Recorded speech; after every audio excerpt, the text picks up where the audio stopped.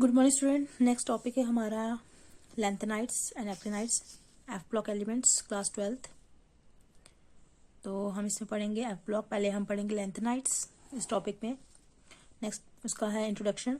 तो एलिमेंट जिसमें last electron जो है एंटर करता है anti penultimate energy level n-2 F orbital में, मतलब एफ में, उसे बोलते हैं एफ ब्लॉक एलिमेंट।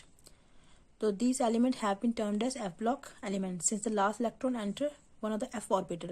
ये F block elements है क्योंकि लास्ट इलेक्ट्रॉन जो F सबशेल में एंटर करता है।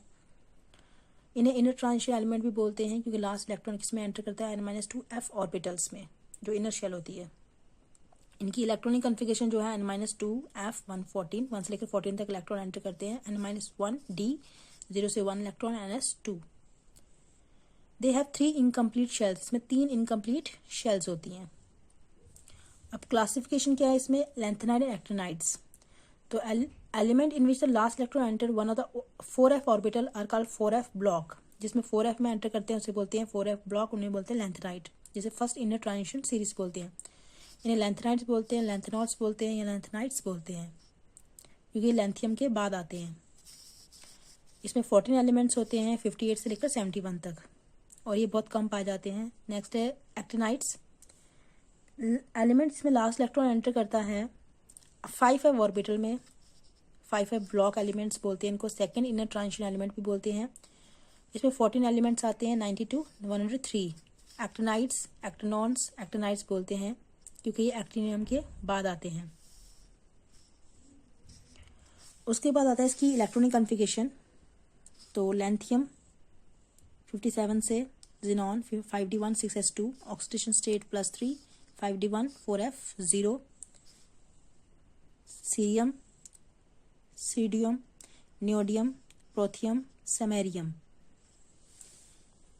Europium, gadolinium, terbium, dysprosium, holmium, erbium, thulium, ytterbium, lutetium.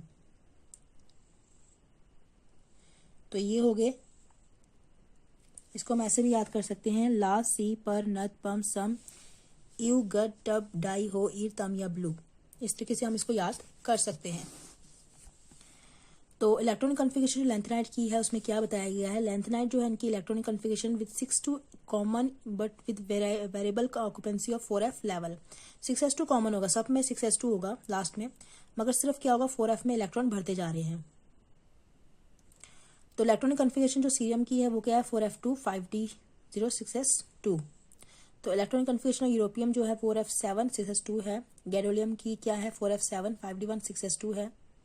तो ये किसकी बेस पे है, एक्स्ट्रा स्टेबिलिटी और हाफ फील्ड ऑर्बिटल, इसकी वजह से। तो इलेक्ट्रॉनिक कॉन्फ़िगरेशन यूटेरियम की जो है वो क्या है 4f14 6s2। ल्यूटेरियम की जो है 4f14 5d1 6s2। ये भी एक्स्ट्रा स्टेबिलिटी किसकी वजह से है, फुली फिल्ड इलेक्ट्रॉन की वजह से, जो हम पहले भी पढ़ा हुआ है किसमें, डी ब्लॉक एलिमेंट में। अब ऑक्सीडेशन स्टेज जो है इसकी क्या है, तो टिपिकल ऑक्सीडेशन स्टेज लैंथेनाइट की +3 है। ऑक्सीडेशन स्टेज जो +2 +4 जो है वो भी है, इनमें पाई जाती है। जब ये इलेक्ट्रॉन 2 या 4 इलेक्ट्रॉन लूज करते हैं तो ये स्टेबल हो जाते हैं। फिर उसके बाद आता है atomic and ionic radial lanthanides. In lanthanide series with increasing atomic number, जैसे एटॉमिक नंबर बढ़ता है there is a progressive decrease in atomic ionic radii. तो इसमें क्या होता है, डिक्रीज होता है किसका, एटॉमिक एंड आयनिक रेडियाई का, मतलब अलोंग द सीरीज आयंस का साइज घटता है।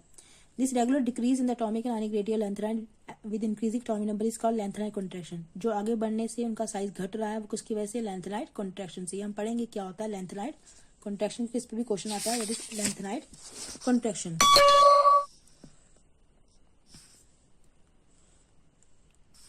अच्छा, इन्होंने यहाँ पे दिखाया हुआ है 187 183 182, मतलब थोड़ा थोड़ा डिफरेंस है साइज में। अब ये क्यों होता है, लैंथेनाइट कॉन्ट्रैक्शन की वजह से होता है। जैसे हम आगे की तरफ जाते हैं न्यूक्लियर चार्ज जो है बढ़ता है, हमें पता है कि शेल जो है सेम शेल में इलेक्ट्रॉन एंटर कर रहे हैं तो न्यूक्लियर चार्ज बढ़ेगा। मगर जब जैसे जैसे इलेक्ट्रॉन ऐड करते जाते हैं तो एफ ब्लॉक जो होती है वो काफ़ी ज़्यादा कम जो है शील्ड करता है, इलेक्ट्रॉन को छुपाने में थोड़ा उतना नहीं कर पाता है, जिसकी वजह से क्या होता है साइज जो है इतना ज़्यादा ना डिक्रीज कर पा रहा है, ना मतलब बढ़ पा रहा है, ना घट पा रहा है, जिसकी वजह से साइज जो है नियरली इक्वल रहता है, जिसे हम लैंथेनाइट कॉन्ट्रैक्शन बोलते हैं।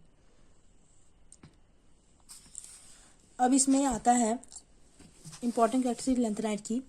इनकी है सिल्वरी अपीयरेंस होती है, सॉफ्ट होते हैं, मेल्टिंग पॉइंट जो है हाई मेल्टिंग पॉइंट होता है इनका। इलेक्ट्रिकल एंड थर्मल कंडक्टिविटी जो है इनकी क्या होती है, good conductor of heat and electricity होते हैं। डेंसिटी जो होती है दे हाई डेंसिटी होती है, जो रेंज होती है 6.77 टू 9.74। कलर जो है ये सिल्वरी वाइट मेटल्स होते हैं। मैग्नेटिक बिहेवियर जो है पैरामैग्नेटिज्म दिखाते हैं, क्योंकि इसमें इलेक्ट्रॉन जो होते हैं क्या होते हैं, अनपेयर्ड होते हैं। अब जो है use of lanthanides, lanthanide do not find any use in pure state में यूज नहीं होते। The most important use of lanthanides is in the production of alloy steel, steel बनाने में एलॉय का वो उसमें यूज होते हैं, ताकि उसकी स्ट्रेंथ और वर्केबिलिटी यूज हो अच्छे तरीके से। वेल नाउन एलॉय जो है इसका मिश मेटल है। इसकी कंपोजिशन क्या है, आयरन 5%, मेटल जो है लैंथेनाइड मेटल 95% जो भी होगा, सीरियम या लैंथियम, और सल्फर कार्बन कैल्शियम एल्युमिनियम जो है थोड़ा है।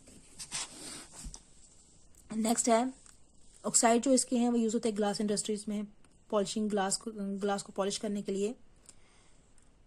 इसका पैरामैग्नेटिक और फेरोमैग्नेटिक कैरेक्टर होने की वजह से ये यूज होते हैं किसी मैग्नेटिक और इलेक्ट्रिकल डिवाइस में। सीरिक सल्फेट जो होते हैं वो ऑक्सीडाइजिंग एजेंट होते हैं। अब रिसेंटली लैंथेनाइड जो है वो have attracted considerable attention because of use in laser में यूज होते हैं आजकल। तो नियोडियम जो है ऑक्साइड जो है डिजोल्व होता है सेलेनियम ऑक्सीक्लोराइड में, तो ये यूज होता है लेजर में।